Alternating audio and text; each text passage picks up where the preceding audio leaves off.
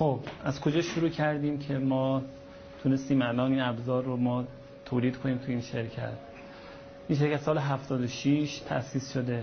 ما تا سال 87 تو کارهای مخابراتی بودیم. شرکت نسبتا موفقی بودیم. شرکت یه زمانی 84 نفر نیرو داشتیم. 20,000 دستگاه مخابراتی ما تولید کردیم. جای مختلف ایران نصب شده. متاسفانه به دلیل مسائلی که اون موقع سر خصوصی‌سازی مخابرات پیش اومد و ورود چینی‌ها به بازار مخابرات ایران، قدرت رقابت از شرکت‌های ایرانی گرفته شد.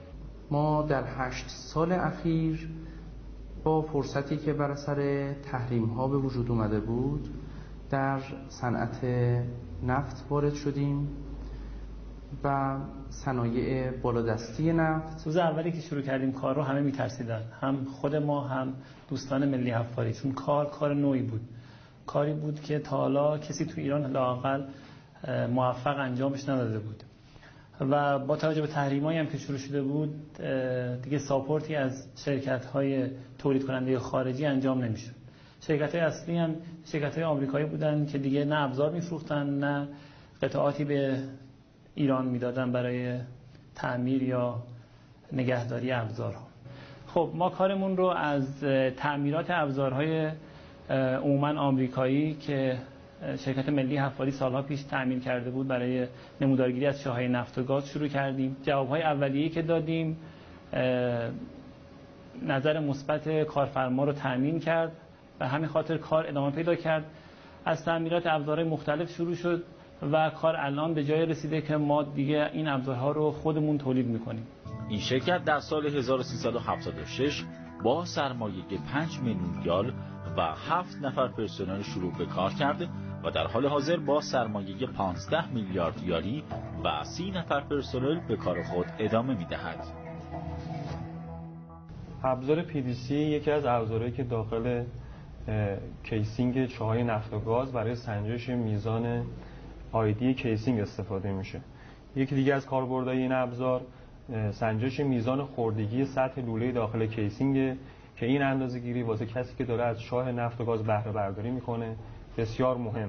ما در قسمت R&D وظیفه‌ای که من به عهده دارم طراحی بردهای الکترونیکی هست در دماهای بالا و فشار بالا و اهمیت این بخش از طراحی به خاطر دما و فشار بالای چاهای نفتی هستش که المان‌هایی که انتخاب میشن و طراحی PCB باید به گونه‌ای باشه که بتونن تو این فشار و دما به درستی کار بکنن.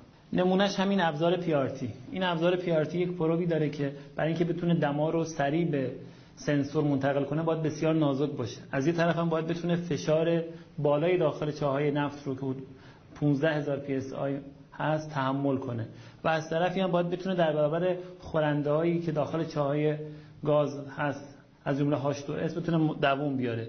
همه اینا یعنی دنیایی از علم متالورژی، علم فیزیک، رسانایی حرارت و الکترونیک که بتونیم اون سنسور رو هندل کنیم، اون دمای اون رو دقیق بخونیم و توی اون دما کمترین مقدار خطا رو داشته باشیم.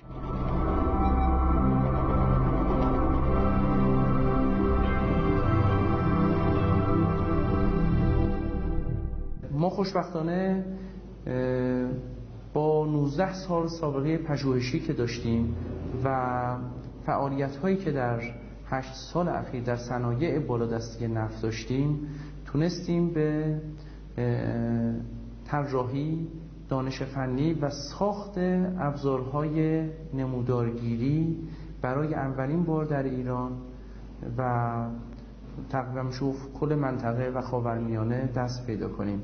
شرکت‌های اصلی تولید کننده این ابزارها شرکت‌های آمریکایی هستند و طبیعتاً اطلاعاتشون رو محدود و در اختیار هیچ کس قرار نداده بودن. حتی بعضیا ابزار رو هم به کسی الان دیگه ابزارها رو هم به کسی نمیدن، فقط سرویس ارائه میکنن به شرکت‌های دیگه. محصولاتی رو که ما بدین ترتیب عملیاتی کردیم از لحاظ کیفی کاملا رقابتی با محصولات آمریکایی و اروپایی و شرکت‌های بین‌المللی هستش و از لحاظ قیمتی کاملا رقابتی با محصولات کشورهای دیگر همچون چین.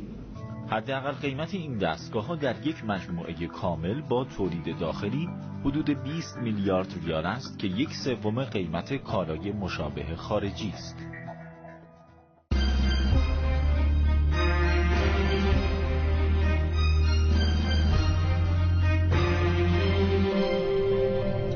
خب این اقتصاد دانش بنیان و بحث‌های تجاری سازی شرکت‌های دانش بنیان بسیار میتونه کمک بکنه برای پوشش این خلأ و این کاهش هزینه‌های درآمدی که الان از نفت حاصل شده در کشور ما و خب این میطلبه که دستاندرکاران امن و مسئولین به طور ویژه توجه داشته باشن به بحث دانش بنیان.